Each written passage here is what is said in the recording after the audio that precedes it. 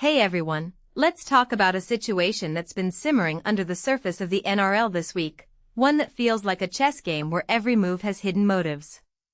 Picture this: Shane Flanagan, a name that once dominated headlines for his coaching prowess, is now being floated as an assistant to Benji Marshall at West's Tigers. Now, why does this feel like a loaded question? Because the man pulling the strings here is Isaac Moses, Flanagan agent. And if you've been paying attention, Moses isn't exactly a stranger to drama. He's been the go-to guy for players like Lachlan Galvin, Mitchell Moses, and even James Tedesco. But here's the kicker: this isn't just about Flanagan's resume, it's about who's really calling the shots behind the scenes.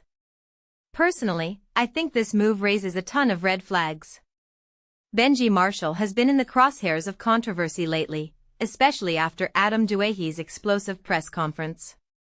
And now, bringing in someone whose agent has been tangled in multiple player disputes? That's not just a coincidence, it's a calculated risk. What makes this really interesting is the power dynamic at play.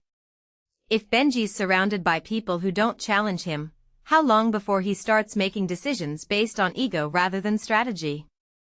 I mean, how many times have we seen coaches fall into that trap? It's not just about experience, it's about trust. And trust, once broken, is hard to rebuild. Now, let's shift gears to Jake Clifford. This guy is a prime example of why the NRL needs to stop undervaluing its hidden gems.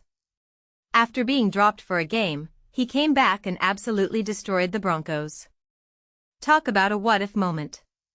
But here's what's fascinating: Clifford's contract is a fraction of what stars like Sam Walker or even Duahi are making. And yet, he's outperforming them. What does that say about the league's valuation system? It's like they're paying for potential rather than proven talent.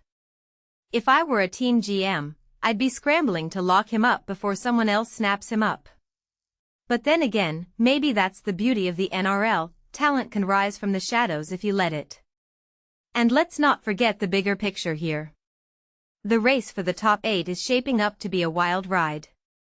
With injuries piling up and teams like the Bulldogs and Raiders charging hard, every game feels like a playoff preview.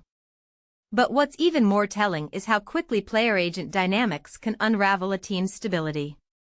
If Benji's not careful, he could find himself in a situation where his decisions are questioned not just by fans, but by the very people he's relying on.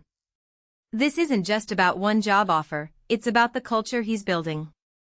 And if you take a step back, it's a reminder that in sports, power is a double-edged sword. You either use it to elevate others, or you end up isolated at the top.